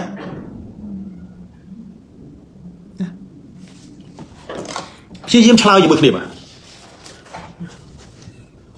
ខ្ញុំនិយាយរឿងព្រំដែនហ្នឹងខ្ញុំរៀងកម្លាំងសម្លេងតិចបងប្អូនសូមអធិស្ឋានហើយតែមិនស្រួលហ្នឹងមានប្រតិកម្មអីមកទៀតប៉ុន្តែខ្ញុំមិនមានបញ្ហាទេប្រតិកម្មទៅខ្ញុំនិយាយនៅអ្វីដែលខ្ញុំព្យាយាមស្វែងយល់ក្នុងនាមជាអ្នកសិក្សាស្រាវជ្រាវម្នាក់ដែលអាចយល់ខ្លះលើសពីបងប្អូនសាមញ្ញជនណាគ្រាន់តែចង់និយាយឲ្យបងប្អូនយល់ទាំងអស់គ្នាថាតើមានមូលហេតុអីបានជារដ្ឋាភិបាលលោកហ៊ុនម៉ាណែតនេះខ្លាចយន្តការអន្តរជាតិម្លេះបងប្អូនមានចាំហើយដល់ពេលដែលខ្ញុំណាកាលពីមុនខ្ញុំមានបញ្ហាណាបែកធ្លាយសារជាមួយនឹងអតីតនាយករដ្ឋមន្ត្រីហ៊ុនសែនដែលជាឪពុកធម៌របស់ខ្ញុំនៅក្នុងការតវ៉ារឿង CLV DTA សមាជិកគណៈបព្វប្រឆាំងដែលជាសមាជិកនៅក្នុងគណៈកម្មការរៀបចំយុទ្ធសាស្ត្រតវ៉ារឿង CLV DTA បានដឹងច្បាស់ណាស់ថាខ្ញុំធ្វើអីខ្ញុំបានលើកឡើងនៅចំណុចមួយថាដើម្បីបានកោះគុតមកវិញណាជាក្តីសម័យហើយនឹងបានតំបន់សម្បត្តិឲ្យបានច្បាស់លាស់គឺកម្ពុជាត្រូវលុប MOU លេខ44ខ្ញុំនិយាយពេលនោះកាលពីឆ្នាំ2025ឆ្នាំ2024ណានៅពេលនោះខ្ញុំជាទីប្រឹក្សារបស់ណា KMD ដែលមានលោកជំទាវមួយសុខួរជាប្រធានពេលនោះគាត់ហៅខ្ញុំទៅធ្វើជាទីប្រឹក្សាបច្ចេកទេសពេលនោះខ្ញុំរៀបយុទ្ធសាស្ត្រដើម្បីធ្វើម៉េចទប់ស្កាត់អាយន្តការ CLV DTA នេះព្រោះវាជារឿងដែលគ្រោះថ្នាក់ពេលនោះខ្ញុំក៏បានលើកឡើងក្រៅទៅពីយន្តការ CLV DTA ខ្ញុំក៏លើកឡើងអំពីរឿងកោះគុតដែរថាបន្ទាប់ពីយើងធ្វើកិច្ចការងាររឿង CLV DTA ជោគជ័យតាមយន្តការ1 2 3 4 5ក្រោយមកអតីតនាយករដ្ឋមន្ត្រីហ៊ុនសែនដកឲ្យជំហានលុបគម្រោងនឹងចេញយើងនឹងបោះជំហានទៅរករឿងកោះគុតមួយទៀតប៉ុន្តែចៃដន្យណាខ្ញុំត្រូវបានកំតិចក៏ចាប់ផ្ដើមស្ងាត់រឿង CLV DTA សូមស្ងាត់រឿងកោះគុតហ្នឹងមកឥឡូវហ្នឹងវាបកទុះទៀតប៉ុន្តែខ្ញុំនៅចាំសម្ដីខ្លួនឯងថាវិជ្ជាបាយតែមួយគត់ដែលកម្ពុជាអាចទទួលបានផលប្រយោជន៍ពីដែនសមុទ្រហើយអាចនឹងឈានទៅដល់បានកោះគុតពាក់កណ្ដាលមកវិញគឺការលុប MOU លេខ44ឥឡូវនេះថៃជាអ្នកលុបដោយខ្លួនឯងសម្រាប់ខ្ញុំថាវាជាសំណាងណាស់បងប្អូនដែលយើងប្រឹងធ្វើប៉ុន្តែឥឡូវនេះវាកើតឡើងដោយមិនបាច់ប្រឹងក៏ប៉ុន្តែអ្វីដែលសំខាន់គឺរដ្ឋាភិបាលអត់ចង់ទៅប្រើយន្តការអន្តរជាតិទៀតវាមានរឿងស្អីកើតឡើងបងប្អូនមានរឿងអីបើយើងខ្លាចយន្តការអន្តរជាតិម្លេះកន្លងមកយើងមិនដែលប្រើប្រាស់យន្តការទ្វេភាគីតាំងពីសម័យសង្គមរាស្ត្រនិយមសម័យសម្ដេចព្រះនរោត្តមសីហនុយើងមិនដែលប្រើប្រាស់យន្តការទ្វេភាគីណានិយាយឲ្យស្រួលស្ដាប់យើងមិនអាចទៅចរចាជាមួយចៅដើម្បីបានដឹកដីមកវិញទេវាអត់ទាន់មានឃើញប្រវត្តិសាស្ត្រណាធ្វើចឹងទេយើងខ្មែរដែលទទួលបានជោគជ័យគឺយើងតែងតែប្រើប្រាស់ភាគីទី3ឬក៏យើងហៅថាយន្តការអន្តរជាតិដើម្បីបានទឹកដីមកវិញសូម្បីតែប្រាសាទព្រះវិហារបើប្រើយន្តការទ្វេភាគីជាមួយថៃពេលនោះណាប្រាសាទព្រះវិហារថៃយកបានប៉ុន្តែយើងប្រើយន្តការ ICJ ចម្លែករដ្ឋាភិបាលនេះហាក់មានអារម្មណ៍ថាខ្ញុំសន្និដ្ឋានទេណា ខ្ញុំមិនដឹងថាគាត់ខ្លាចមិនខ្លាចទេរដ្ឋាភិបាលលោកហ៊ុនម៉ាណែតខ្លាចយន្តការអន្តរជាតិឬមិនខ្លាចអានឹងខ្ញុំអត់ដឹងប៉ុន្តែអារម្មណ៍ខ្ញុំដែលខ្ញុំតាមដានរឿងនេះជិតស្និទ្ធ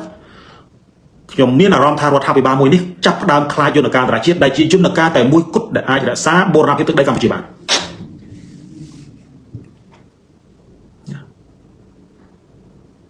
បងប្អូនជួយគិតមើលបើជ្រុលតែថៃនាំរឿងលុប MOU លេខ44ណាបើខ្ញុំវិញណាខ្ញុំលុបអា43នឹងមួយទៀតហើយលុបអា44ហើយលុប43រុញរឿងនឹងទាំងអស់ទៅអន្តរជាតិកាត់នៅតុលាការត្រូវការពេលវេលាតិចប៉ុន្តែក៏ជាមូលហេតុដ៏សំខាន់ទៅប្រាប់ពលរដ្ឋដែរថាចាញ់ឬឈ្នះអាស្រ័យលើតុលាការអន្តរជាតិមិនមែនជាកំហុសរបស់រដ្ឋាភិបាលទេរដ្ឋាភិបាលបានប្រឹងប្រែងអស់សមត្ថភាពហើយអានឹងបានវាលុយយើងនៅទ្វេភាគីនឹងល្អណាស់ដោះស្រាយគ្នាជាអ្នកចិត្តខាងល្អនេះមានមូលហេតុអីឬចូលជាល្បិចខ្ញុំនិយាយវារៀងសរសើរទៅរដ្ឋាភិបាលលោកហ៊ុនម៉ាណែតហើយនឹងប្រធានព្រឹទ្ធសភាថាអូប្រហែលជាល្បិចហ្នឹងប្រហែលណាហ្នឹងបើយើងមិនច្បាស់ទេប្រហែលជាល្បិចផុសណាមេយុទ្ធសាស្ត្រធំថាឥឡូវនេះណាធ្វើរុញចុះរុញឡើងឲ្យលុប MOU រុញឲ្យទៅតុលាការអន្តរជាតិរួចបណ្ដោយចង់បញ្ចប់យើងអាចបន្ទោសថៃថាមកពីលោកឯងអ្នករុញទៅកម្ពុជាចង់តែដោះស្រាយទ្វេភាគីតាប៉ុន្តែលោកឯងដោយសារខ្លាចចរន្តជាតិនិយមនៅក្នុងប្រទេសលោកឯងរុញរឿងហ្នឹងទៅអន្តរជាតិទៅតុលាការក្រុងឡាអេឥឡូវបញ្ចូលមុខខ្លួនឯងជាមួយនឹងពលរដ្ឋទៅជាមួយនឹងពួកក្រុមជាតិនិយមជ្រុលប្រមាណអ្នកហ្នឹងទៅ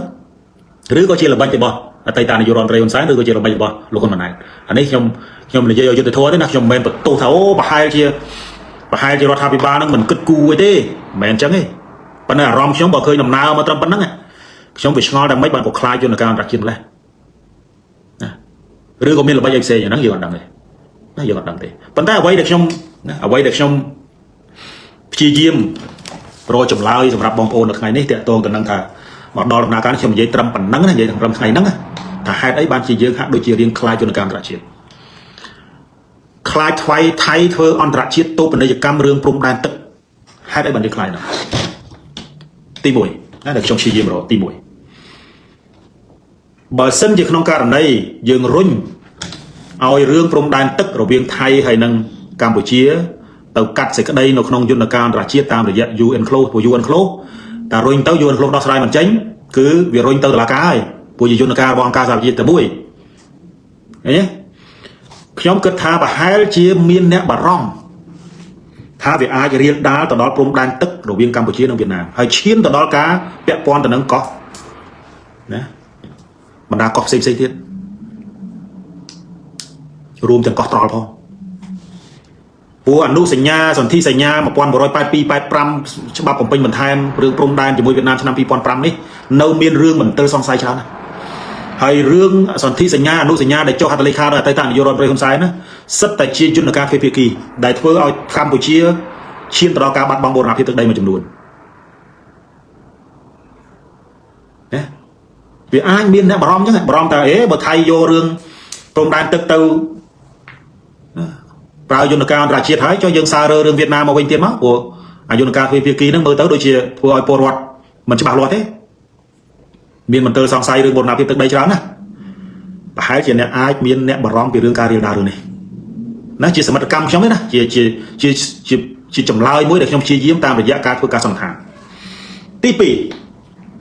ប្រហែលជារដ្ឋាភិបាលលោកហ៊ុនម៉ាណែតមានអារម្មណ៍ថាយើងនឹងវាអត់មានគេឈ្មោះអីទៀតទេនៅលើឆាកអន្តរជាតិកុំទៅនាំតែគេឌីលដោយសារតែរឿង scam online ត្រូវបានអាមេរិកហៅ Cambodia ត្រូវបានកូរ៉េហៅជាទីក្រុងក្រតកម្មស្អីចឹងទៅគេមើលយើងនៅក្នុងពិភពលោកបច្ចុប្បន្ននេះគេមើលកម្ពុជាជាសឹងតែជាអក្រិតកោដែរហើយគ្មាននរណាគេចង់មកនិយាយជាមួយយើងនៅពេលដែលយើងធ្វើអញ្ចឹងឬក៏លោកហ៊ុនម៉ាណែតគាត់ខ្លាចអាហ្នឹង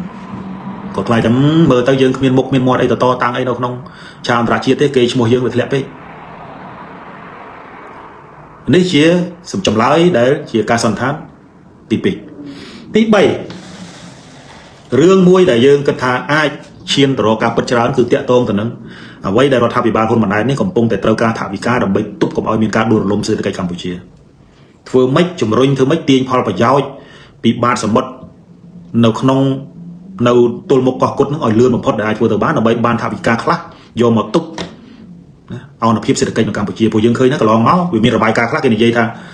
เศรษฐกิจกัมพูชีนั้นปึงแต่เลยจำนวนปีสแกมออนไลน์เนี่ยปีอุกฤษกรรมออนไลน์เนี่ยประมาณจะ60%อันนั้นจีระบายการบอกสารอนไปเนี่ยจังหวะเรานี่เราไปได้ออนไลน์ชีพดักสัมปีคลังไปเรื่องสแกมนี่ก็เคยถ่ายเราทำไปบ้านจับประดามนะจัดการแต่เราเนี่ยไปหัวซาหน้าบ้านได้เราทำไปบ้านเราคนมาได้ใจถ่ายเรากลุ่มติด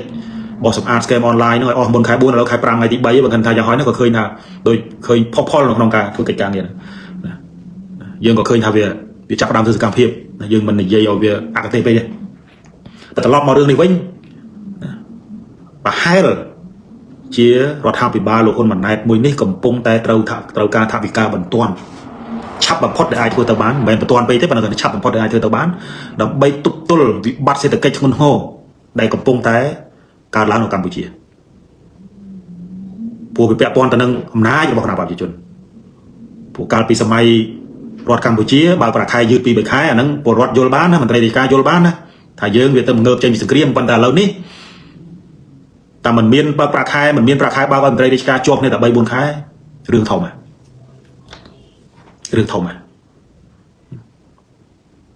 จังให้ชมเบอร์เคยฮะมูลเหตุได้จำบอแมนเทนนั่นคือเตะตรงแต่นั่งเรื่องเอาหน้าเพียบเศรษฐกิจไงเรื่องการควักค่าทาสการไงนะได้ยังอดพร้อมโยเรื่องนี้เต้าปราโยนการราชิตผู้ยังดังให้กับการปราโยนการราชิตเราการเป็นบิลินะจังอาจเฟย์เปียกีนี่เลื่อนเฟย์เปียกีนี่เลื่อนเราคนนี้แต่เราทำวิบาปราโยนการทวีพิกีจอจ้าใจพอประย้อยกายเปรย์รวมคนนี้หายบ้านน่ะไอ้ผมลองได้พิภพโลกกับปงแต่ควักขาดเปรย์แต่เนี่ยใจพร้อมเ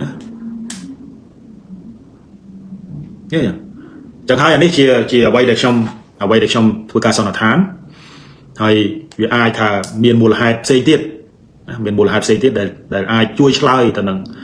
มูลหายได้hai thằng họ thắp ba lôคนมันnày đấy hạ đội chỉ khai cho nó càng trả tiền nó cứ hai miền mùa hạt xe và đây quay được trong chi yếm xoay vô nó cứ miền mùa hạt bay thông thông này bạn còn trong cái chợ chun bom ôn này còn pung để snap rồi còn để snap từ ngày cày tiếp luôn trong rap nhóm ọt chưa lời cho nó càng về kỳ tê cái nhé vì sầm lật dương là hốt á vì bỏ ma dương là hốt á bỏ bom ôn này chạy về sang Thái snap po Thái này dây snap này về phía Thái này dâyตัวใบเดียนโลคนมันได้ก็ได้เป็นได้วิชิตบ้าช่างไม่ได้แต่ซาโลคนมันได้ที่ในยูรอนไตรปกขมายตัวใบจากช่างมันเป็นจัดน้องการดังนองพอโลคนมันได้ก็ได้เป็นแต่จนเชียร์เตะเดียนขมายเดียนไม่ดังนองขมายแบบเขาบ้าเขาไม่ชื่อใดโดยการในจะแสดงวิสาบดามบนเนี่ยเราทำปีบากัมพูชีเราทำบาโลคนมันได้สนาจองจูบอนุทินเราลองไปประชุมอาเซียนไงที่ผมมวยที่ผมเปิลที่ผมใบเนี่ยเราที่กรุงซิบูประเทศฟิลิปปินส์เนี่ยอันตินทาอดเมียนเปจูไปเคยวิเมืองงี้เนี่ยนอมเปียระบบกองตัวไทยเลยตัวอาวุธนะใบบนกรอบนั่งกระถางนั่งกรอบเลยเกี่ยวกับดดพาวบังเพยกองตัวขมายแล้วก็มากองตัวขมายมาจองต่อบาเรื่องใดนึงเกี่ยวกับดดพาวเคยสำได้ไว้เลยหรือก็ชมนั่งเวียเชื่อมนุษย์มันเมียนก้าวทายเชียร์แนนโยบายหรือก็เชียร์มนุษย์ได้มันจ่าภาษาน้องไปการเงินนโยบายตรวมดังกาประมาณมันบ้านหรือก็ลูกคนมันได้เชียร์แนยุทธศาสตร์เชียร์แนนโยบายจ่าภาษาได้ไอตรวมดังกาประมาณระบอบแนวจิตค้างบ้านนั่งชมมันดังได้ปันนักชมอดมาเนี่ยก็ปัญหาก็ดอสไลด์มันน้อยดาวลึกกรอบคันนอนราชีตมันน้อยดาวลึกกรอบคันบลูสโซได้สรุปมาวิ่งน่าสังคมทารอทาปิบาโลคนมันได้แต่เมียนไตตานโยรมันเรคนสารเจียเมยุทธศาสตร์นั่นแหละปลาหลับใบมวยนี่เจียหลับใบแต่เตียงไทยประโจตกนองยนการราชีตสังคมการจังจ่อtrong đâyสังคมจังต่อหรือก็ไอ้ดดทุบทวายกลมเปรี้ยสังคมทานนี่เจียหลับใบนโยบายตัวจ่อเจียหลับใบนโยบายตัวจ่อยังจังมือปูนเอาเป้ได้ไทยสำหรับเชียร์ไอ้กับเต้าเพียกีมาร้อยแล้วนึกเบียกรอนแบบพยยังสันเด้หรือก็ไปเธอแมนเทนมาดังไงปันได้จำมือบ่เส้นเชียร์ทั้งไงหน้ามวยแบบการMOUเลยใส่สมบูรณ์นี่เราบานลุกเจ้าไอ้กับเต้าเพียกีให้ได้โจลขนมสนาโจลขนมยูอันโคลเท้าเนี่ยบ่ขยมเชียร์รอท่าปีบาลแต่ดักนองไปเนี่ยขยมสนาลุกสนาโจสเพียกังเชียร์ลุกใส่ใบเจ้าหมอร้อยใหญ่ต้องMOUชนะปีปอนให้นั่งชนะปีปอนบุ้ยเต้าโยนการราชดังหอชุบจอจ่าเพียกีอันนั้นก็มีนาประตูเลยขยมก่อนเลยประตูราคาไปบ้านเราคนมาได้ขยมก่อนเลยคนรื้อปรุงได้ ពួកវាជាច្រកតែមួយគត់ដែលអាចទទួលបាននៅយុត្តិធម៌អាចធានាការការពារបូរណភាពទឹកដីអញ្ចឹងបងប្អូនយកទៅពិចារណាទៅចុះយកទៅពិចារណាវាលៀងលក្ខណៈបច្ចេកទេសតិចប៉ុន្តែសង្ឃឹមថាខ្ញុំព្យាយាមនិយាយឲ្យសាមញ្ញដើម្បីបងប្អូនស្រួលយល់ដែរហើយរឿងព្រំដែននេះណាបងប្អូនណាស្ដាប់ទៅវាមិនសប្បាយតិចទេអានឹងបងប្អូនធ្វើតាមនឹងចុះប៉ុន្តែខ្ញុំសង្កេតឃើញថាមានបងប្អូនច្រើនណាស់ដែលឈឺចាប់មិនខុសពីខ្ញុំទេដែលស្រឡាញ់ទឹកដីមិនខុសពីខ្ញុំប្រហែលទេព្យាយាមទៅតាមអ្វីដែលខ្លួនអាចធ្វើបានដើម្បីជួយរួមចំណែកក្នុងការការពារបូរណភាពទឹកដីមិនមែនហៃអើទៅតាមអ្វីដែលរដ្ឋាភិបាលធ្វើទេខ្ញុំទទួលស្គាល់ហើយថារដ្ឋាភិបាលមានអ្នកយុទ្ធសាស្ត្រមានទីប្រឹក្សារាប់ពាន់អ្នកប៉ុន្តែគ្រាន់តែថាវាមិនដឹងថាវាមិនបានវាចេញទៅច្រកហ្នឹងវាចេញទៅរកតែច្រកបាត់បង់ហ្នឹងណាវាចេញទៅរកតែច្រកឲ្យគេមើងងាយគេប្រមាថហ្នឹងណា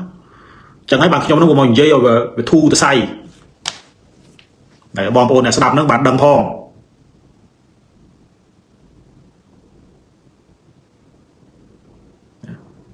ចឹងថ្ងៃនេះខ្ញុំមានប៉ុណ្ណឹងបាទសូមអរគុណចំពោះការចូលរួមស្ដាប់អនឡាញស្ដាប់ដោយ live show នេះហើយคลิปខ្លីៗណាតើតើនៅប្រធានបទមួយនេះខ្ញុំនឹងបង្ហោះតាមក្រោយទៅតាមថ្ងៃមួយទៅតាមប្រធានបទមួយចឹងទៅដើម្បីបងប្អូនខ្លះដែលមិនបានស្ដាប់នៅពេលកំពុង live show នេះបានស្ដាប់បន្តទៅទៀតណាជាថ្មីម្ដងទៀតបាទសូមស្ដាប់ដោយការពិចារណាស្ដាប់ដោយចូលលើហេតុផលហើយមានព័ត៌មានអីបំពេញបន្ថែមក៏យកមកដើម្បីថ្លឹងថ្លែង